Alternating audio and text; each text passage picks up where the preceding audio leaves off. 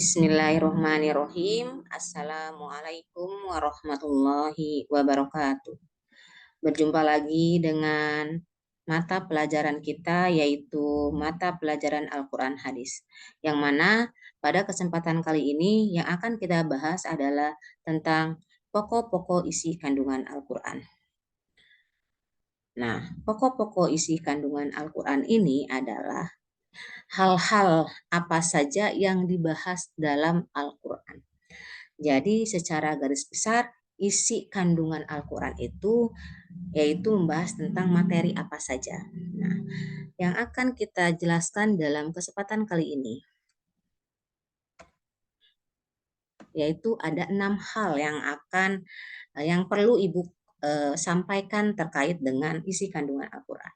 Yang pertama yaitu isi kandungan tentang akidah, yang kedua tentang ibadah dan muamalah, yang ketiga pembahasannya tentang akhlak, yang keempat hukum, yang kelima sejarah, dan yang keenam adalah sains dan teknologi.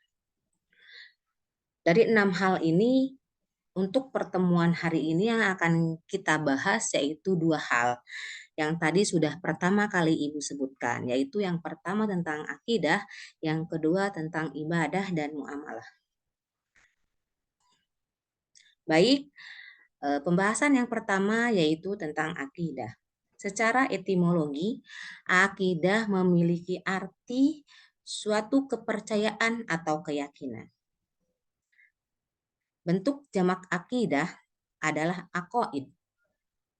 Akidah juga disebut dengan istilah keimanan. Jadi, orang yang berakidah atau memiliki akidah berarti dia adalah orang yang memiliki keimanan atau disebut sebagai seorang mukmin.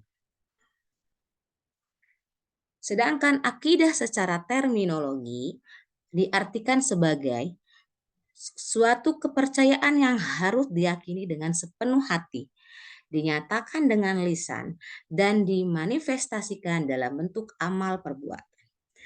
Jadi, apabila kalian ingin dianggap sebagai orang yang memiliki akidah, maka kalian harus meyakini dalam hati, kemudian kalian ucapkan dalam lisan, dan sudah pasti dan barang tentu juga harus dilakukan dengan bentuk perbuatan.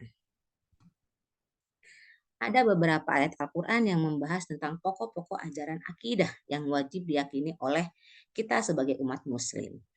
Yang pertama yang akan Ibu coba sampaikan adalah pada Quran Surat Al-Ikhlas ayat 1-4. Bismillahirrahmanirrahim. Qul huwallahu ahad, Allahus somad, lam yalid walam yulad, walam yakul lahu kufuwan ahad. Katakanlah Muhammad, dialah Allah yang Maha Esa, Allah tempat meminta segala sesuatu. Allah tidak beranak dan tidak pula diperanakan, dan tidak ada sesuatu yang setara dengan Dia. Nah, secara jelas sudah kita bisa lihat bahwa ini adalah ayat yang memang benar-benar membahas tentang pokok-pokok ajaran akidah yang harus diyakini oleh umat Islam. Ayat berikutnya yaitu pada Quran Surat Al-Baqarah ayat 163.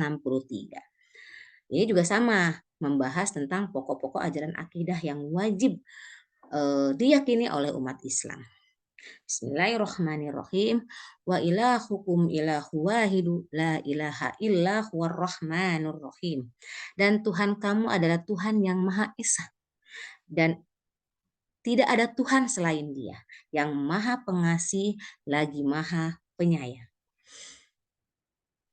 Dapat kita lihat bersama di sini juga dalam Quran Surat Al-Baqarah 163 ini membahas bahwa Tuhan kita itu adalah Tuhan yang Maha Esa, dan tidak ada Tuhan selain Dia yang Maha Pengasih dan lagi Maha Penyayang.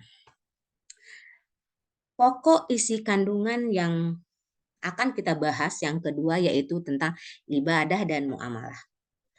Secara bahasa, ibadah memiliki arti mengabdi atau menyembah. Sedangkan secara terminologi, ibadah berarti menyembah atau mengabdi sepenuhnya kepada Allah Subhanahu wa taala dengan tunduk, patuh, dan taat kepada Allah Subhanahu wa taala. Ibadah merupakan bentuk kepatuhan dan ketundukan karena keyakinan kita terhadap keesaan dan keagungan Allah Subhanahu wa taala sebagai satu-satunya Tuhan yang berhak disembah. Nah, ibadah itu sendiri memiliki macam. Di sini ada dua macam sifat ibadah. Yang pertama ibadah mahdoh dan yang kedua adalah ibadah goiruh mahdoh. Yang akan kita bahas yang pertama yaitu ibadah mahdoh. Ibadah mahdoh adalah ibadah yang tata cara dan tekniknya telah ditentukan secara jelas dalam syariat seperti tata cara sholat, puasa, zakat, dan haji. Sedangkan ibadah goiru mahdoh adalah ibadah yang bersifat umum. Tata caranya tidak ditentukan secara khusus, bentuknya adalah ibadah seperti membaca Al-Quran atau bersedekah. Selain itu, ibadah goiru mahdoh juga bisa berupa kegiatan umum, tetapi dapat bernilai ibadah karena diniatkan untuk mencari ridho Allah Subhanahu wa taala, seperti mencari rizki atau mencari nafkah yang halal karena diniatkan sebagai sebuah ibadah. Sedangkan muamalah yaitu untuk mengatur dinamika kehidupan manusia sebagai makhluk sosial. Al-Quran mengajarkan tata cara berinteraksi dengan sesama manusia yang biasa disebut dengan hablum minan nas. Sedangkan hubungan atau interaksi manusia dengan individu yang dilakukan individu dengan Tuhannya bisa disebut dengan hablum minallah. Di mana dua jenis interaksi ini diatur dalam Al-Quran oleh Allah Subhanahu wa taala. Bagaimana cara manusia bersilaturahmi, berjual beli, hutang piutang, dan lain-lain diatur oleh hukum Islam yang sumber utamanya adalah Al-Quran.